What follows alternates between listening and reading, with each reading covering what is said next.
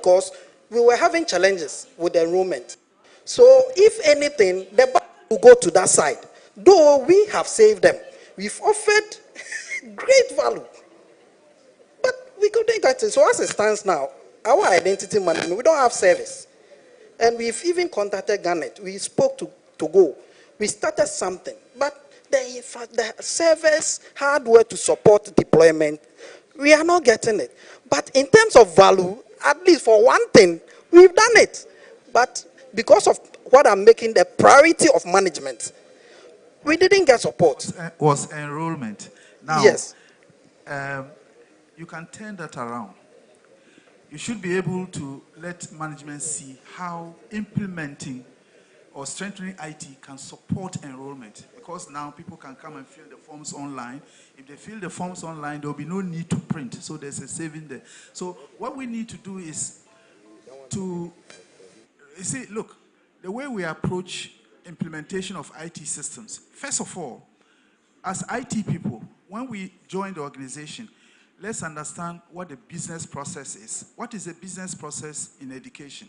You have people apply for admission, they are admitted, they register. So you look at each of those legs and see applications. Is it enabled using technology? If no, that's something you must do. And you can then see the savings, the value delivery for computerizing that aspect and all of the aspects in the value chain through to becoming an alumnus. Okay? If we're able to do that, I think it will help. So try and see how you can demonstrate to management how supporting IT could help to increase enrollment.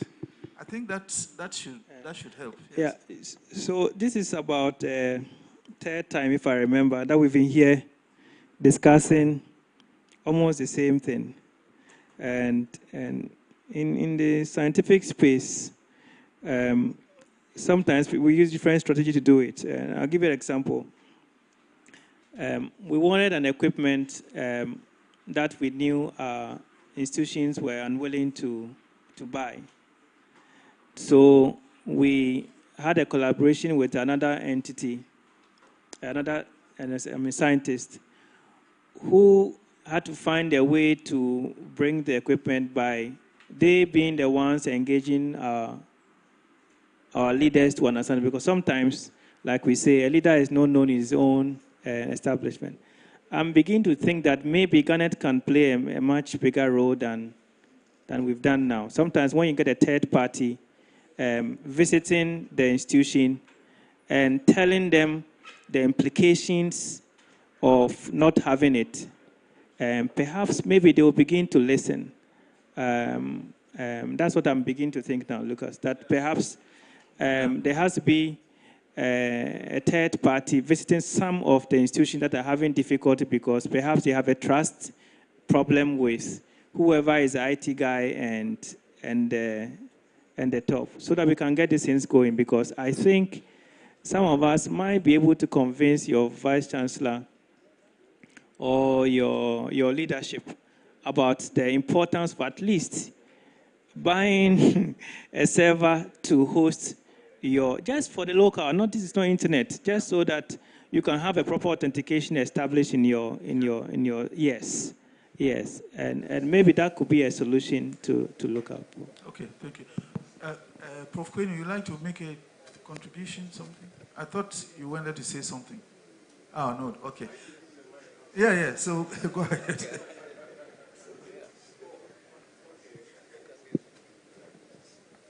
I actually hadn't planned, but there are a lot of things you are touching on. And I think Prof is right.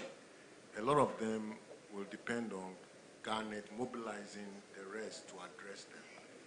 The issue of the records, meaning that the governance statement that you mentioned, you have to do, community policy development to have a document which is acceptable to, let's say, by consensus, a number of you, regarding how you want to approach, let's say, the coordination regarding bringing your own devices and things of that sort. You have to have a document. The second one, too, is capacity is critical here. And I can see that Garnet has, a vehicle for delivering the capacity, because it involves all of us, right? You can always pull together a trained team to address any issue. Okay? That's why I was poking the Cybersecurity Authority. Okay? I mean, they can't sit there and then we are here with all the capabilities. Yet you want to protect our research. We want to create research, right? So you're going to have to give us the resources.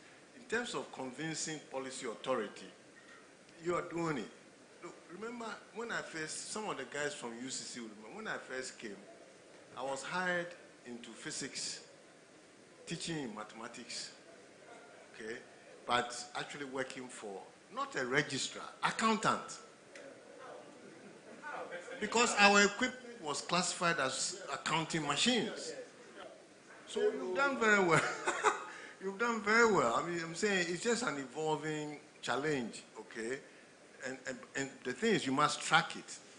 You have to track it and ensure that you are constantly moving forward, as opposed to now. But in this identity area, see, you're going to have to do cryptography. Please, don't joke with it. The future for any of these things you are discussing is cryptography.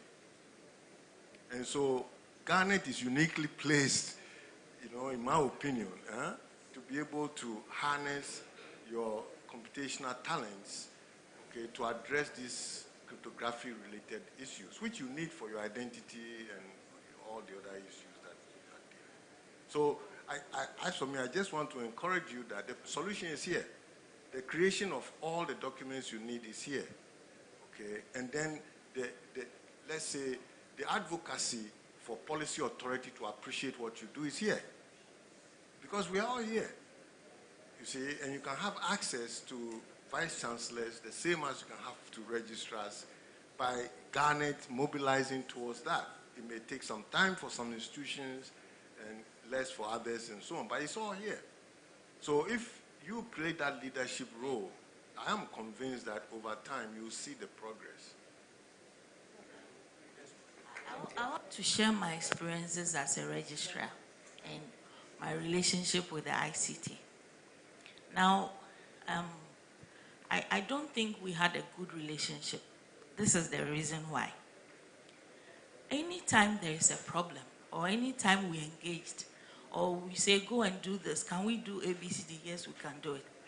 But instead of a solution, I always had a myriad of problems. You see, every time, so the moment he enters my office, I'm like, oh, here we go again. So I had subconsciously shut down. And ICT directors also need to develop the capacity to engage. It's not just about the problems. It's a young university. I'm looking for solutions. I'm looking at who can help. Who can you contact to help? At that time, I'm not saying that you don't have the expertise. I know you have the competency, but I'm asking us to go forward. But if every time, constant, I don't have this, so I can't do this, then I'm like, okay, then let me find the solution somewhere. Manual. And then, when universities are beginning also, the bulk of the funding for operations goes into ICT. So a VC is sitting there and saying, but you people, I just resourced you with this amount of money. And granted that your computers, your technical whatever, are very expensive. But I'm looking for some progress that will convince me to want to dole more money out. And every time is one problem or the other. You look for people, we need more people, we need more equipment. And I'm like, the equipment I keep giving you, what am I getting for it? So I think that it is the way they engage that is also the problem. They need to learn the language of engaging with their management. So the management doesn't view them as people who are, we all pay because of a computer, 100 or per way, and then everybody just, so we hear, we are listening, but we are not hearing. That is the thing. So this is my experience, and I thought it was a big challenge. There were times we even wanted to look outside the university for something, not because we didn't feel we had the competent people, but we thought, I bet check, like this we can go on and on and on forever. Somebody said they were able to develop the risk asset registrar internally. What they could have done was to say, I know for a fact that if you go and buy this outside, you are going to buy 300,000.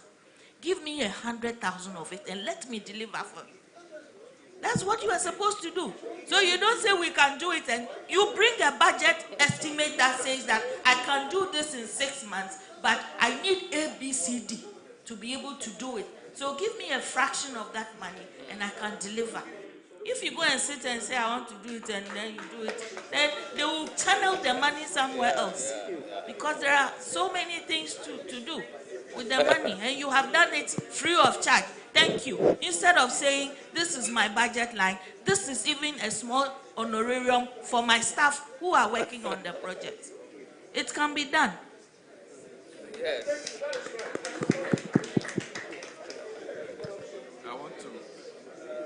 I want to. Okay. Okay, thank you. I want to. Okay, so I'm Dr. Emmanuel Kiche. UESD, thank you. Yeah, I just want to add, make a on what we just heard, that to address this issue, it means most of my colleagues need some training on business development, how to package our solutions for presentation to management. The issue I see is that, sorry to use this, that our leadership has the analog mind. We have a digital mind. Now, there's a need to bridge that gap so that they will be able to understand us better. Thank you. Okay, so he has just touched on something, and we cannot emphasize that enough. As IT people, our starting point is to understand the business. Exactly. If you don't understand the business, you cannot provision a solution. If you understand the business, you'll be able to engage. So my suggestion will be, sit down and map the process, okay? Map the process from applications through to alumni and see each of the stages. Do you have a solution? When you've done that and you come up with your plan, you go and make a presentation to management. You will be amazed at the reception that you get. First of all, it will demonstrate to management that you understand the process, you understand the business, you understand value. Because IT is for value. It's not about connecting 2 or 3 computers. When you've connected the computers, what is the value? And value should be looked at in different ways. It's either going to help the university to increase its revenues, reduce its costs, elevate its reputational value, improve security, user satisfaction. These are the things that we should be speaking to. So whatever solution you are putting in place, it has to do one of those. It's either helping to increase the revenues, reduce the cost, improve efficiency, security, user experience, things like that. If we begin to speak that way and connect our initiatives to delivery of value, we will have reception. Yeah, we will have reception. My vice chancellor will call me and say, look, this idea that you've brought, we will do it, because you have explained to him or her how that is going to deliver value. So let's try and do more of that. Yeah. Lucas, I just wanted to ask. Now, yes. I'm supposed to respond to the questions, but I'm asking a lot of questions. Sorry about that. I wanted to know whether there's a space that you have a shared resource as a community, like directors. Because, it's not easy. The things you listed, you assume that everyone who is a director now knows that process. But if there's a space where a presentation that was done by UNE to the management and perhaps was successful, you see, another person can take it, make some few changes, and make the similar presentation to their management so that they can make. This is what we do mostly in academia, where you have almost all your thoughts, your thought process open for other people to use to extend. And I don't know whether you have, even if you don't want it to be overly open, do you have a shared resource where you put your documents? Or I made this presentation to management this week, and I'm sharing with. I think we will have to facilitate that. We don't have that at the moment, so it's a good thing. That would be very good for so that when someone is made it, and it's easy for you to make a few tweaks and also make similar presentations. So you need to begin to learn how to share. I know that sometimes people have problem with sharing. Like, I prepare my presentation, I don't want anyone to see it. And we will make progress when we don't share. Yeah. Okay.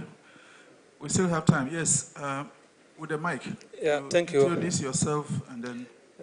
I'm Dr. Moses Agebore, Sikiritetedem, Navrongo. Yes, in my case, my Vice Chancellor is more than willing, to do the needful for us to be able to implement this authentication scheme. But as my colleague said, the main problem is how to get the resources. And I think even currently we're working with GARNET. We did our own preparation and all those sort of things. And then got to a point we had to bring in GARNET to also come and do some feasibility study on how we can roll out this. It's about 2 months now. And then GARNET, maybe those who came and did it, are unable to submit their report because they are still massaging the report. So my main point here is, GARNET as an institution, given that the universities are willing to implement all of these, in what way can GARNET support? Is it possible that they were able to support the institutions to implement all these schemes and then pay over a period of time?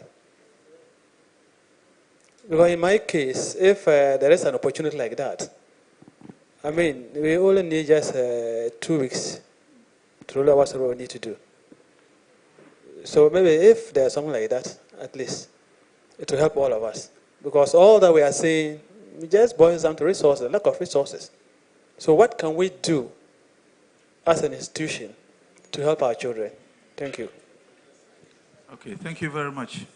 Are there any other contributions? But let me assure you, CKT, that there is good news for you.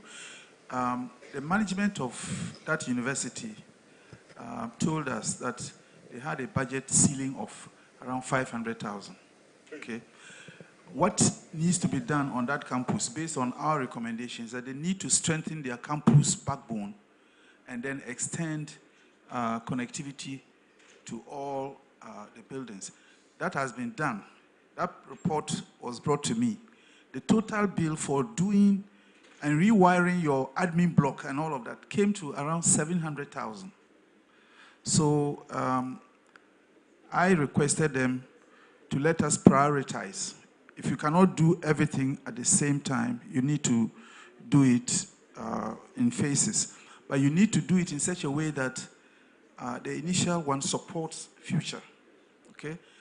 The good news is that in our design, GARNET is going to support you with a number of high-end switches, because that's for the community. Our community should benefit from some of the switches that we have, and that is going to be incorporated in your network. We are not massaging the report, so you will hear from us very soon. It's with me. I'm encouraging the technical team to try and see how we can reprioritize. You cannot build everything at a go, but you will hear from us maybe in about a week or so. Thank you very much. Is there anybody else who wants to make a contribution? Yes, go ahead. Thank you very much. My name is Ebenezer Abavio from the University of Environment and Sustainable Development, Somania.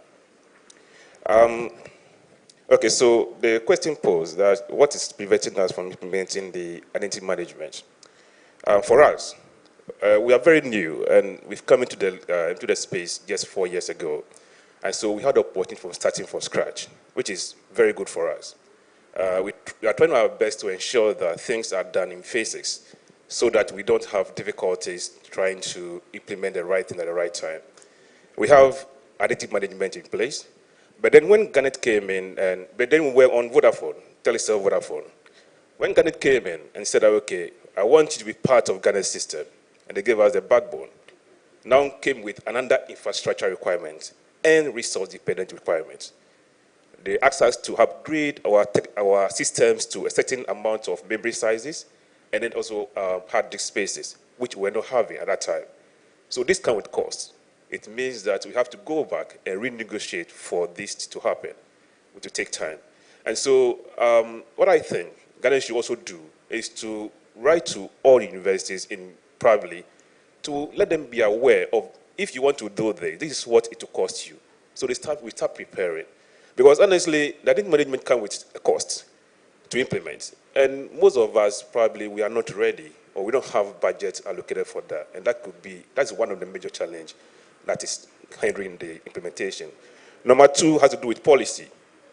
I'm aware that my university have written a very good policy for the IT directorate. It is still not out. And so we have a system where you are not driven by core policies. That it means that you will not be able to function as you want to, because like Professor Yunchich said, you need rules to guide your operations. A lecturer is coming, has the, excuse my language, but he's a lecturer, and he's asking you, I want you to do this for me. And you are saying, Professor, it's not possible. It has to be done this way. He said, no, I want you to do it this way. And so we have to fight these forces as well, because there are no guidelines guiding the way and how they should operate. And these are some of the challenges that becomes very detrimental to us. Licensing, like you just make mention in your presentation that it pop up, genuine license should be. It's another challenge. We started with Microsoft, and so we were deploying Microsoft. Now, identity fidelity came in. I think when we went to have a single sign-on approach, we approached a sister university, and they told us to buy the application they were using. So you see, this comes in such that it means you have to cough up money in that direction. And I think what is happening now, okay, now Garnet is asking us to have that open source collaboration, but it also comes with a cost, which I will be trying to ask Dr. Sylvester about how they are dealing with their situation when it comes to ATU single sign-on approach. My last thing has to go with this very situation. When Madam Registrar was speaking about the idea that was supposed to have been presented by our colleague, such that you should have said that, okay, give me 100,000, I'll do it. We are all aware that we are employees of the institution. And, okay, all right. And if he presents it such that, okay, give us this amount for us to develop, and then we will be able to do this. The first thing I'm preempting to happen will be conflict of interest. The first thing I'm preempting to happen, well, that's my view. I stand to be corrected on that. And then the next thing will be the, probably you should do it for free because you are part of us, you know. And it will not end up developing the IT directorate, because at the end of the day, you have been employed to bring the solution. And so the solution is there. Let's continue. That's what I think. All right, thank you very much.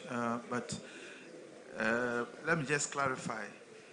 She did not mean that you charge the institution to give you money for your own benefit. No. The IT department will say, we can develop this in-house, but in order to do that, we would need money to, you know, to buy some other things, you know, to support the development.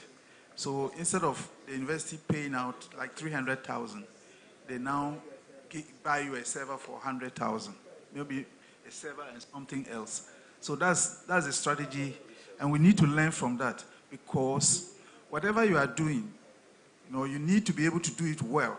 If you can do it in-house, it doesn't mean you do it without additional resources. You can use that as an opportunity. It's like those of us who are old enough to remember Y2K. Y2K was God sent for we IT people because it was said that on that day, even an aircraft could hang in the air. And so you then use that to get the resources. In fact, we changed all our machines. Whatever we didn't even need, we asked for it, and we got it. So you need to, it's business approach to getting things done. That was what she was asking. My director is laughing. I don't know whether he has something to say. You don't want to say anything. Look, it's the angle that the registrar was coming from. It's maybe because of the presentation. They've made several, like in Kenya, attempts to say, look at how much money we are saving. But it looks at that language, it never really worked. So the example you are giving perhaps might be that, we will develop it, we're going to buy a server. Even though sometimes it doesn't work, but most of the time, part of it works, where you're able to have a leverage. On other items, you have to make sure that it's completely unrelated to you. Because once you come into the picture, you're out. And one thing I want to say is that Investi has a structure in the time you start working and when you close. So if you're able to make a case to work off the time period, that because of the timelines that you have given us to do the work, people will come over the weekend and the rest. Investi would not have a choice but to give you some level of honorarium. So those of you who are worried about how to access additional funds to motivate your people to work, make sure you work with outside of the time period in your proposals, that our people are going to work after 5 so that they can continue to do their work and the rest. And some of you would be lucky enough to get actual money that will come to your people, because we know that's one of the big problems. When there are no motivations, the people will pretend that they don't know how to do the development. So let's try and use the Investi's own rules to solve some of these problems. Thank you. Okay. Yes. Here. Okay, yes, go on. Thank you. Yes, I'm Halidu Musa. I'm Dr. Musa from Bewa College of Education in Pusiga. Bewa College of Education. In Pusiga. Right. 5 minutes to the border, Togo and Burkina Faso together. Yes. We got your fiber cable to campus. We are happy. But we have challenges. I think I'm not a technician, but what I understand so far now is that you were collaborating with NITA along the Eastern Corridor to give us feeds. And I think I'm told the latest I heard is that you've gotten to Bimbila with your own network, and it's leveled as Bewa and Gambaga. CKT Utahs, they have your feeds now, and Bolga Technical University, I'm told they have your feed. I think St. John Bosco's, I'm not sure.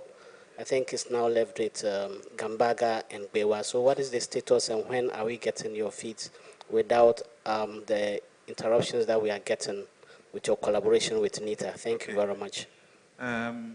Okay, so let me just quickly explain that.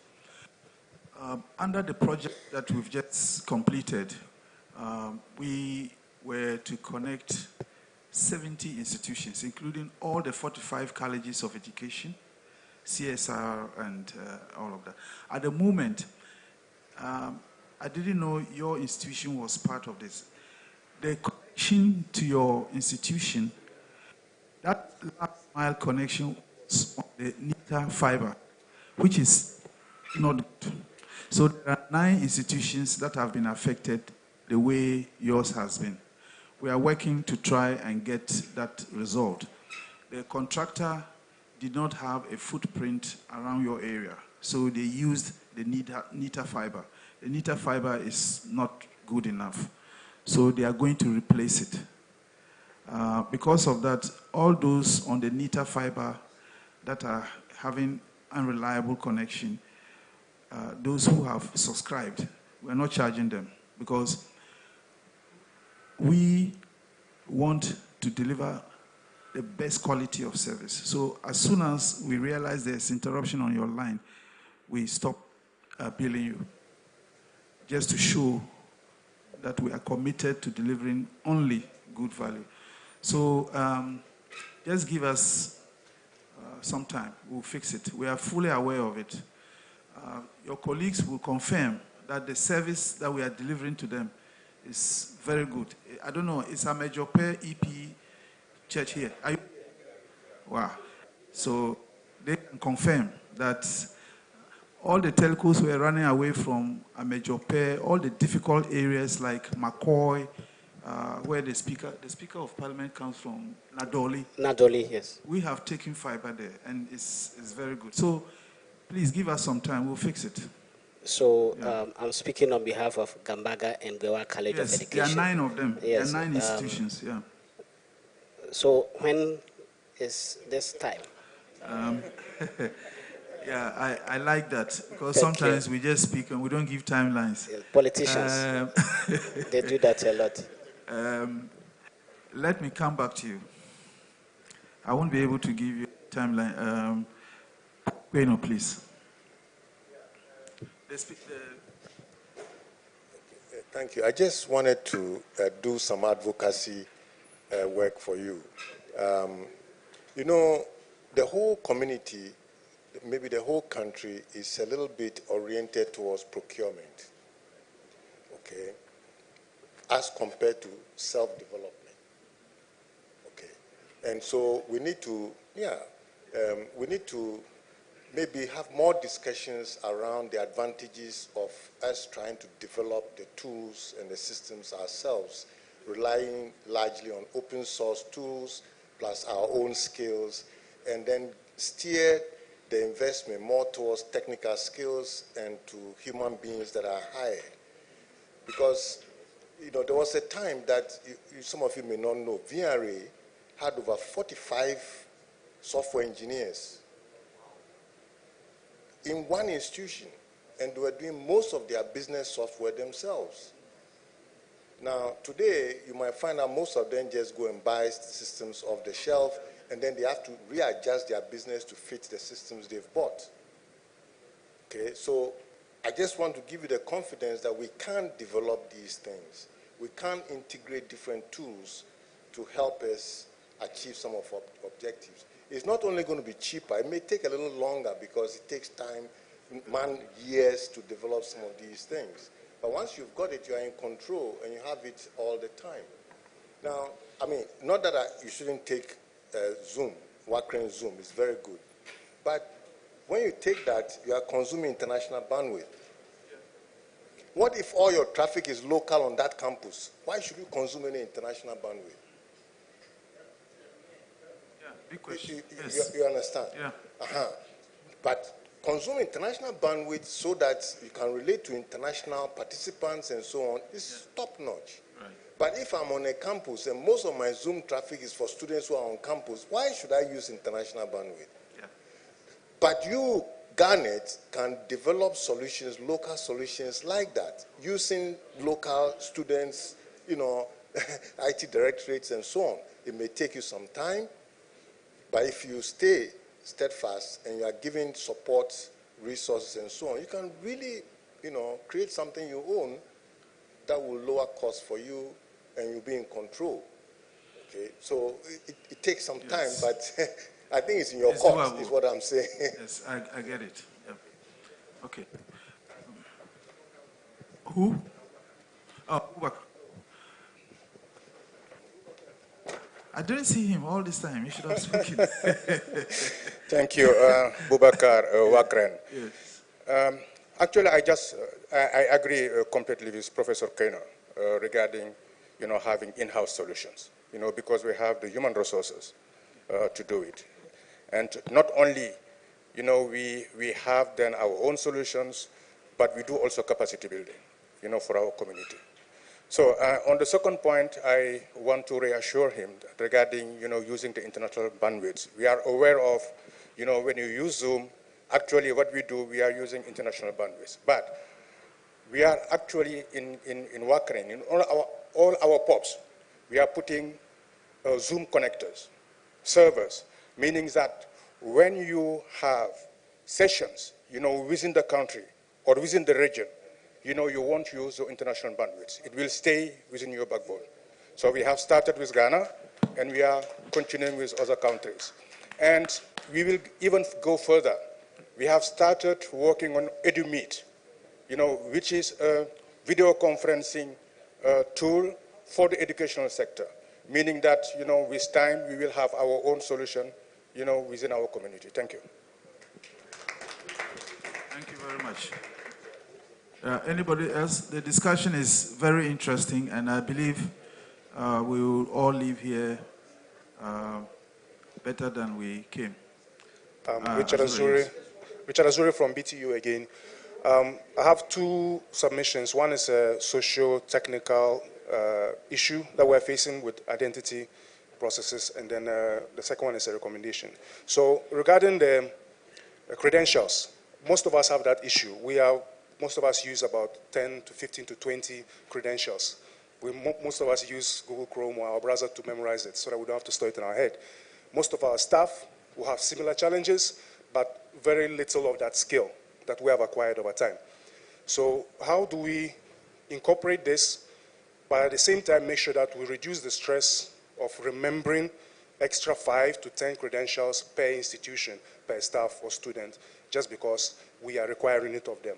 So I heard my brother mentioned single sign-on.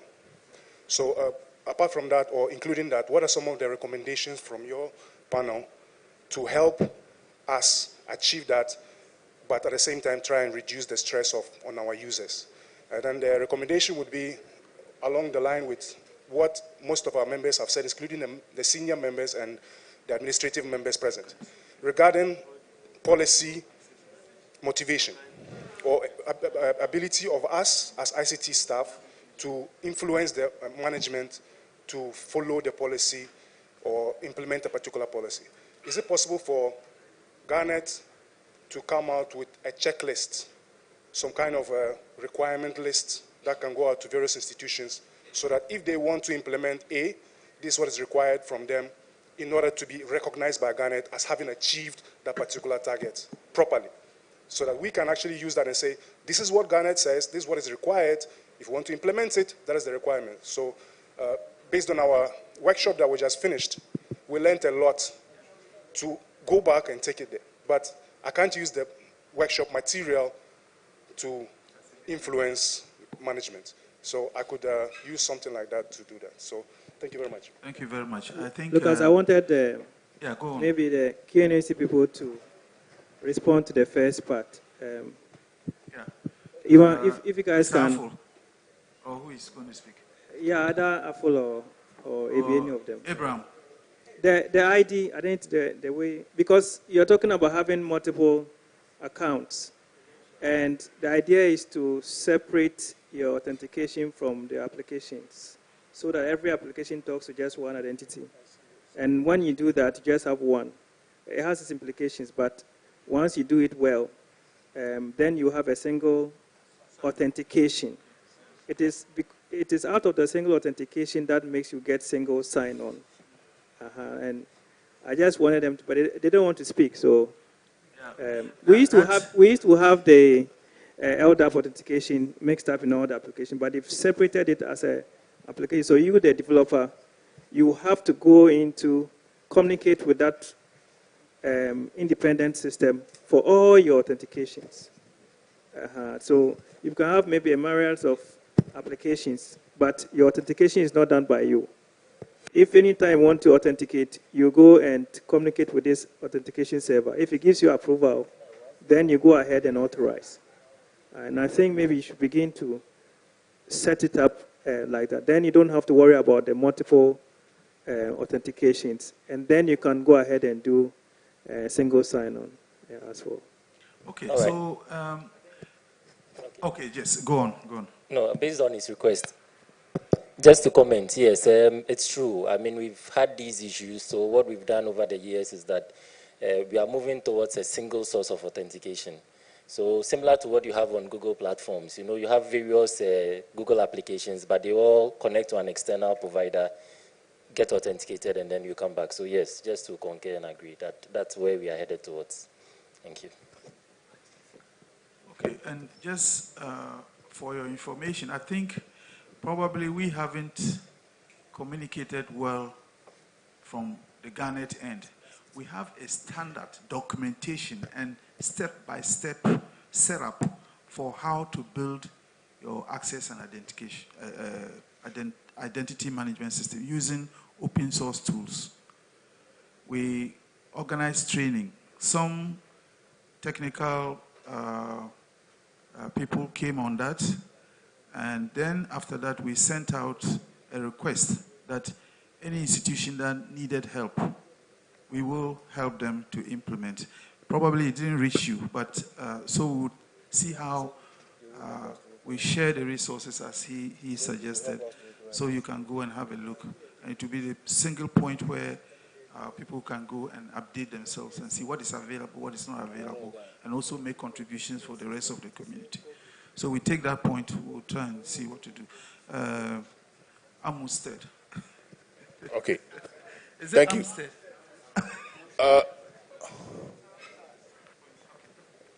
Good afternoon to you all. My name is Dr. Smaila Isa from Bia Lamplighter College of Education. My boss, thank you very much for the education today. My question is very simple. Almost all the 46 colleges of education are very young in terms of financial muscles. And looking at the current trend of IT and the way and manner we need it at our colleges. Meanwhile, I've been... Okay. What I was saying is that almost all the 46 colleges of education, we are very young in terms of financial muscles. And I was talking to my technical person, and we need a lot of devices. And I was trying to find out how possible we can get those devices. And he said, your good office, that's GARNET, is having most of the devices. And I tried to also find out how we can purchase them whilst we don't have the financial muscles. And he said, for that one there, the institution we need to pay for because we need them. And I was okay, then if GARNET can help us to spread the payment, because if you look at our institutions, we need IT, seriously. Just recently, the internet in our facility that you did for us, if you look at the speed that the internet is running, everything is going smoothly. But I'm told that the walls are weak, and we need these devices. How best can you help us in terms of payments? Thank you. Okay. Okay, so look, you've touched on an issue which is very, very important. In sending connectivity to the colleges of education, what we have realized is a lot of them don't have good campus networks. So it's like the water company bringing water to you, but the plumbing work in your house is absent.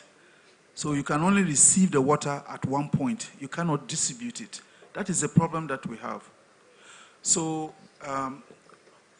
what we've been thinking about is to develop, well, we have developed what we call the campus network as a service. So we would suggest to you how to develop your campus Wi-Fi on a modular basis. The basic infrastructure you need to be able to distribute with that we bring to you. And then the funding, because we don't have money, we need to find someone who, a business entity that can pay for that, and then you pay by installments, okay? We are discussing with a number of organizations. If they come on board and you agree, then you do that. The estimate that we've got is around 80,000 to put in the basic Wi-Fi infrastructure, so you can start running. There's one of the schools, is the Holy Child College of Education. Are they here? They are not. They are here. So discussions with them has gone very far. I think they are looking at how they approve it and go through. The other thing, as IT directors, what we need to do is you look at the number of students in your school. In fact, we did that with Holy Child, and it is on the basis of that that it's possible to do it. You take the cost, the total cost of putting in the initial infrastructure, you divide it by the number of students you have in your school, and you see that the amount is very small. So you now sell the value of having the campus network to the community, and they'll be willing to pay. In fact, from the analysis, the amount, the per unit cost to the students is lower than what they currently charge them. You see that? So that already demonstrates that you are going to get better service for cheaper, and therefore you can expand the facilities. So the information I'm giving you is we are looking at campus network as a service. We need a third party to come in there and support. When it comes to devices, we are able to support our members with 1, 2, 3 devices. Bolgatanga Technical University will confirm that we supported them. Whole Technical University, UHAS, and others. So what you need to do is to make a case. We look at it, and then we are not allowed to sell. We don't sell the devices because the devices were donated to us. What we do is you contribute towards paying for the clearing and other administrative charges. So a switch, for example, which you would need about $15,000 to buy, 15,000. You only pay something like 6,000 cedis, 7,000 cedis, which is help to our community. So let's see how we work together. Yeah, I don't know. Have I answered the question fully? Yeah, okay. Yeah, Mr. Chairman, I think, sorry for bothering our ears so much from Amstead. Right. My question is, first of all, talking about the standards, since 2016, when we went to KNUST, I think we made mention of the standards, and Jacob was supposed to handle that. I don't know what he has done so far regarding the standards. So I believe he can start working with you. He was praying that you won't mention his name. Then I brought it up. Yeah, so we can get a page on the GARNET website which has the list or documentation regarding the standards that we need to bring up in order for our colleagues who want to join GARNET will actually follow.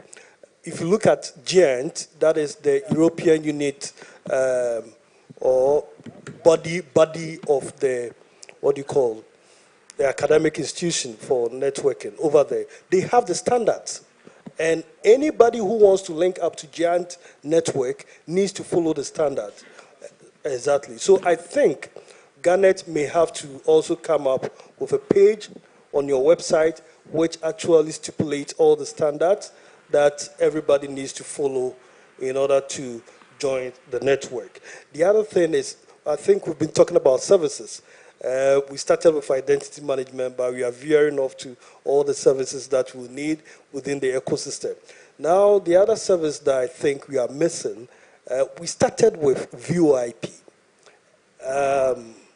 I think AB, he started something, but I don't know how far we've gone with that. I believe it's working. So if it's working, we can start from there. Then gradually, as we grow, just as we grew from somewhere to this stage as IT Directorate, we can start from there, then improve upon it until we have that perfect system that you are looking for. So I would like to advocate that GARNET, together with the other stakeholders, look at how we can institutionalize the VoIP for everybody to use without having just a couple of institutions being on it. But however, if you have all the universities, then we can all call and use it.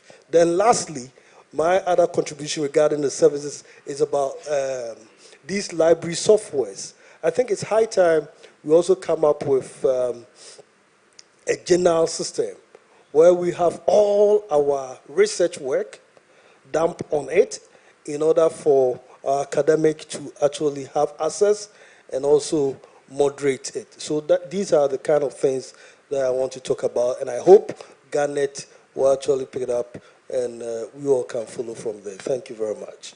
Okay, so time is fast spent. We will close very soon. But just quickly to let you know, I think probably within the IT directors community, it hasn't gotten to you. But VoIP, as you're saying, voice over IP, we wrote a document back to the IT directors outlining what is required to implement it. You should know it comes with cost. It is not, I mean, the telephone systems that you have at the moment on your campuses may not necessarily be appropriate for that, because you are going to do 802.3 authentication on those. If you don't have the appropriate equipment, you will not be able to implement. So we did throw it back to the IT directors and to request for technical expertise to liaise with us to do the implementation. I believe it hasn't come true. So let's take note of that and see how we pick it up. Now, in terms of services, we need the community to help us to develop some of these services. As I said, time is fast spent. We'll take only the last one and then, sorry. Yeah, the final comments from the panel members, and then we knock off. So let's start with Ben Kobler. Thank you. Thank you, Mr. Moderator. So we hear a lot of services. We hear a lot of services and requests going on. But I think the basic unit is having the identity system.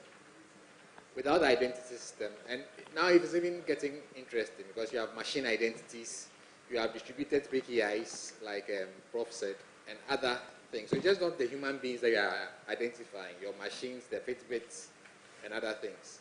You know, for those going to medical imaging and things, it's a different ballgame. So we need to have that basic level where you have your identity system really mapped to your network, mapped to your institution, and you can really tell what is happening. We've heard in the past about Facebook causing a whole disaster just because of identities, SSL being expired and they didn't see it, and all those kind of things. So it goes way into other things. So we should just first move into the identity, make sure it's done, and then we can move on from there. Thank you very much.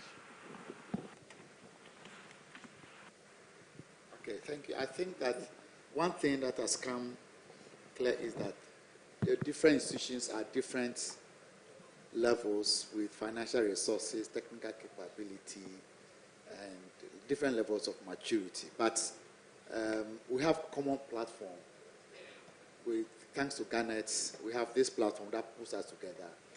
We should be able to leverage on each other's capability and learn, share resources, very important, and then we will be able to transform the environment that we are, starting with identity management.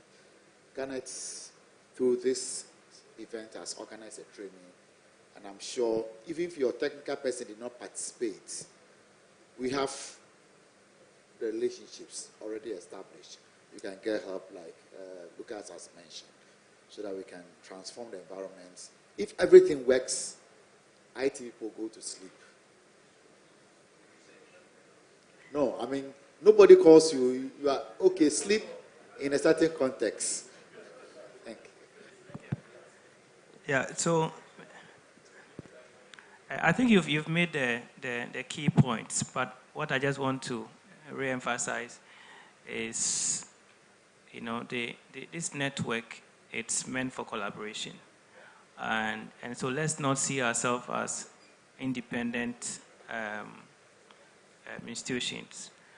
And I know that you know yourselves, you talk to each other, but just as we built the network for us to communicate on, I think there's a next layer that we need to think about. And I'm going to propose that we build a platform. I heard someone saying we should put it on the website, and there should be a platform where members go there to communicate, to see, to share ideas. It's about time that we set up one of these platforms that are, I'm not talking about WhatsApp or what's the other one? None of those ones. Something that is on our network and for communication purposes. And then you can share ideas. You can create the various groups in it and things like that. And I'll discuss with them. I have some few ideas myself to help you set up that platform that you begin to communicate on. And I think that should be the beginning in terms of some of the issues that we have. So thank you very much.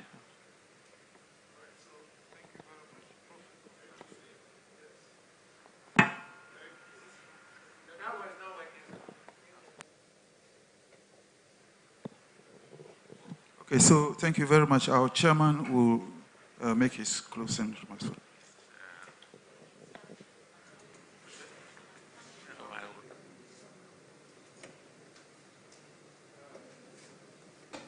For somebody whose head is below the clouds, all of you, yours are very high up there, I still feel very excited that we have reached this level in the past few years. I'm excited again because I was telling Professor Queno here that all these things about ICT in the universities, some of you must have been very young then, much younger than now. In the mid-80s was when we started introducing computers to the universities. And I was very proud that the very first one that was given to the University of Ghana Medical School, Basic Sciences, where we had 3 departments, was placed in my office. It was a Wang computer. So we got, I don't know those who remember NCR, and Moses Tete. So Moses Tete came in, we congregated. He was telling us, introducing terms like bit, byte, and all those things. So it is really a very long, I don't think one computers exist anymore. But personally, because of that experience, in 2006, as part of my crazy vision statement for the Vice Chancellorship of University of Ghana, one of the major things I stated clearly that all our activities, our operations shall be driven by ICT. And people held me to that. And I'm very proud always to say that as part of implementing that part of my vision, now University of Ghana can boast of serious ICT in all their centers around the country, because we managed to bring in a lot of money. Unfortunately, this young man here, they're trying to do a similar thing, but the money is not coming anymore. I think we finally got $47.5 million to do complete ICT overhaul of the University of Ghana. But all is not lost. At least you have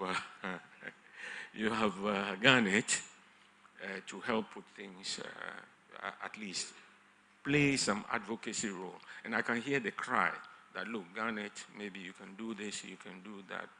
So may I suggest as a last comment that whenever we meet like this and we have a focused discussion where we identify common problems or challenges, maybe at the end of it, GARNET AGM should send a resolution, do a resolution to support all of us, to our vice chancellors, to Ministry of Education, to GTech, Ministry of Communications. Just maybe something may come out of it. So what remains now is for me to thank the panelists. I think so far we've been doing very well, getting very knowledgeable people, and I like the interaction from the floor. We'll have opportunity for, especially those on services and so on, when we reconvene in the afternoon for the business meeting. So thank you all very much. And now you have my permission to go for lunch. Thank you. Thank you, sir.